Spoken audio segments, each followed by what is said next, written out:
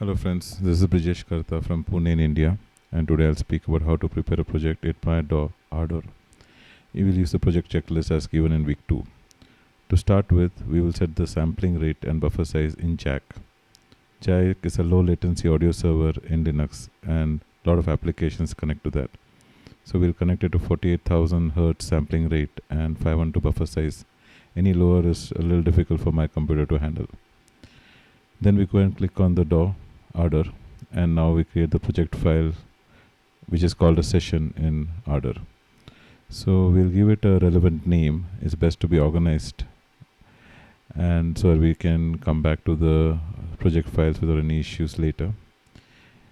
We'll give this assignment to name, and we'll store it in Studio, which happens to be where I store all my audio projects.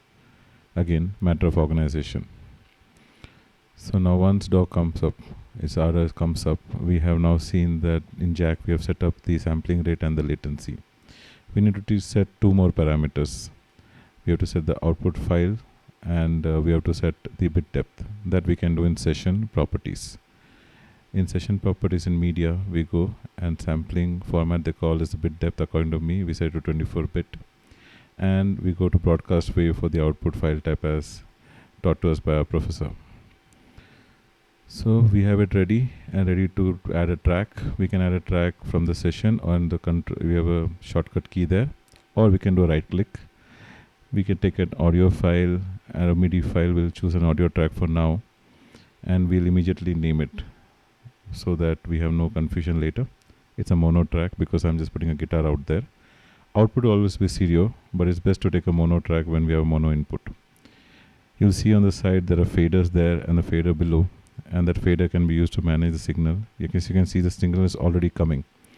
So we can try out our guitar. I'm just going to give some strumming in the guitar, and you can see it is still in the green, not an issue. So we can start recording by arming the record button of the track and the record button of the main DAW. Now all we have to do is press the metronome so that I can hear the clicks. There is no countdown in Ardour, so I will just look at the second bar line, and that is where I'll start recording. So we start recording now, and at this point my guitar comes in at the second bar. It's a nice bass guitar.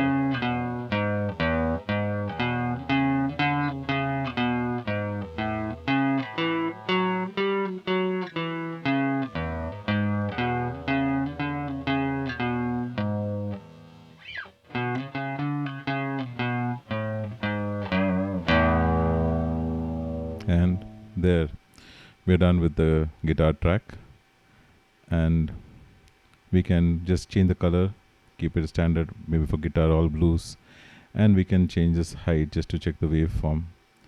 And that's how you record a guitar track in Ardour. Don't forget to save the project, otherwise all your efforts will go to waste.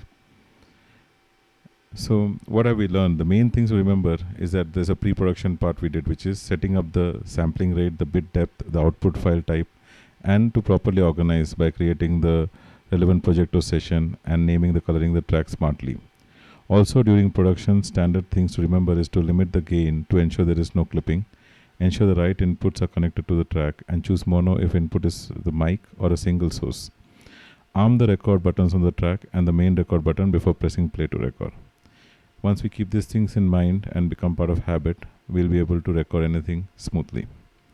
Hope this short presentation has helped you understand the basics of recording a track in Ardour. Thank you for your time in watching this short video. Cheers.